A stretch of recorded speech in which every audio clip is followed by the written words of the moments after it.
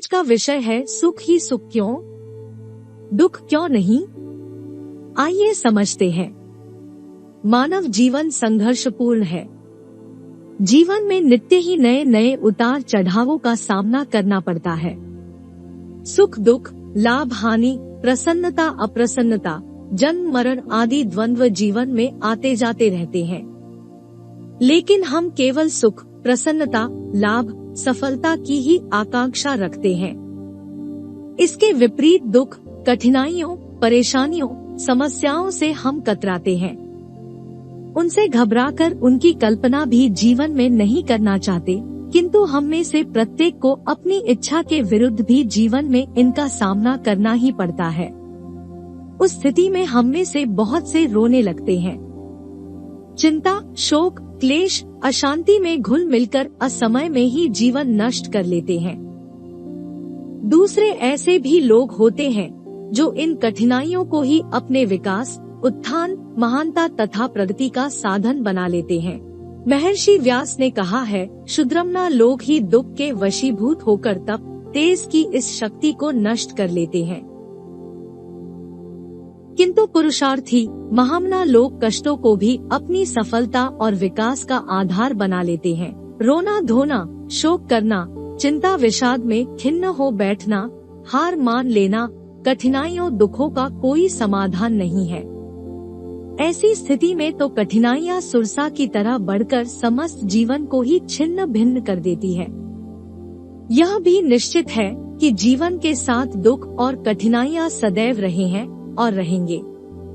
इनसे कभी छुटकारा नहीं पाया जा सकता।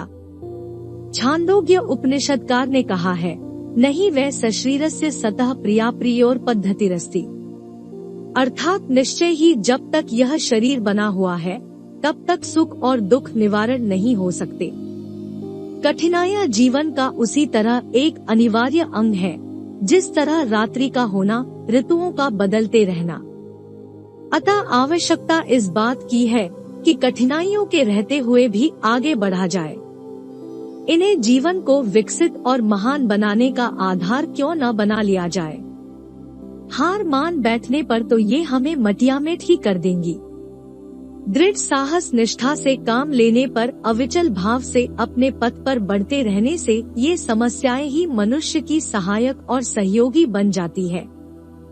स्मरण रखिए, उन्नति एवं सफलता का मार्ग कष्ट एवं मुसीबतों के कंकड़ पत्थरों से ही बना है।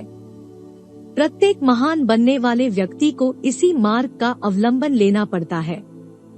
जिस तरह विष को शुद्ध करके अमृत के गुण प्राप्त कर लिए जाते हैं, उसी प्रकार कठिनाइयों का भी शोधन कर इन्हें आत्मोत्थान का आधार बनाया जा सकता है।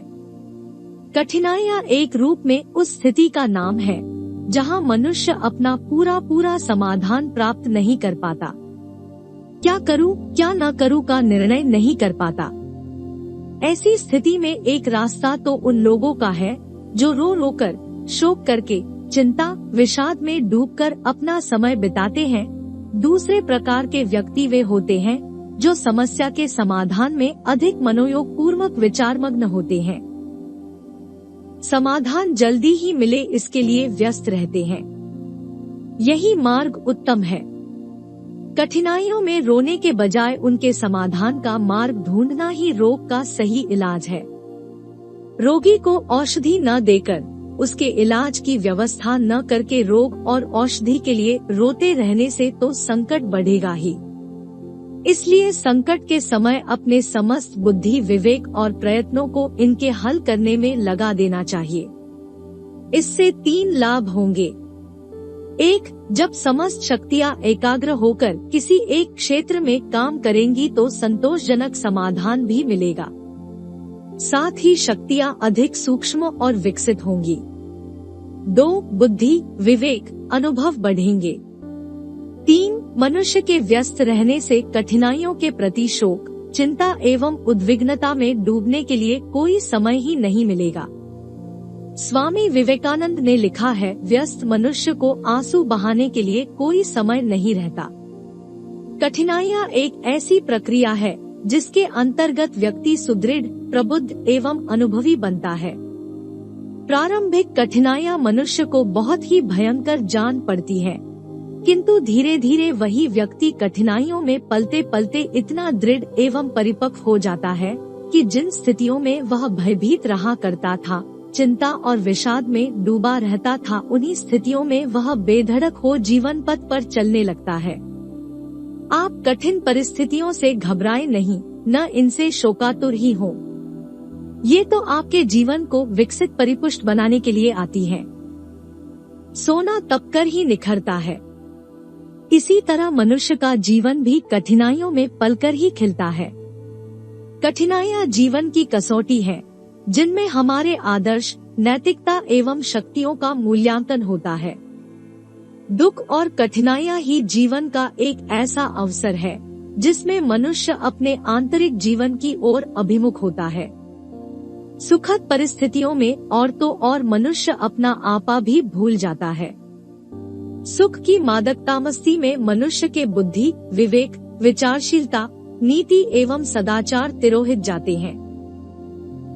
इसीलिए महाभारत में वेद व्यास ने लिखा है, दुख में ही दुखियों के प्रति हमदर्दी पैदा होती है और मनुष्य भगवान का चिंतन करता है। सुख में मनुष्य का हृदय संवेदना रहित कठोर बन जाता है और मनुष्य ईश्वर तक को भूल जाता है। दुखों में ही अपने बुरे भले का विचार कर सकने का विवेक पैदा होता है। रहीम जी ने कहा है, रहीमन विपदा हो भली, जो थोड़े दिन होए। हित अनहित या जगत में जान परत सब कोयंत। जब मनुष्य सुख की नींद में सोया रहता है तो अपने जीवन के शाश्वत लाभ तथा संसार में अपने कर्तव्य को भूला रहता है, किंतु दुख का झटका उसे इस नींद से जगाता है और मनुष्य को क्या करना है, वह किस लिए आया है, संसार में उसका क्या कर्तव्य धर्म है, इसका पाठ मजबूरन सिखाता है। दुख के झकझोर डालने पर जब हम अपने ध्येय और कर्तव्य में एकाग्र होकर लग जाते हैं, जीवन को सक्रिय बना लेते हैं, तो वही दुख कालांतर में सुखद परिणाम लेकर आता है। आंतरिक बाह्य जीवन में सुख का संचार होता है। दुख सुखों का संदेश लेकर आता है, यह कहा जाए तो कोई अत्युक्ति नहीं होगी।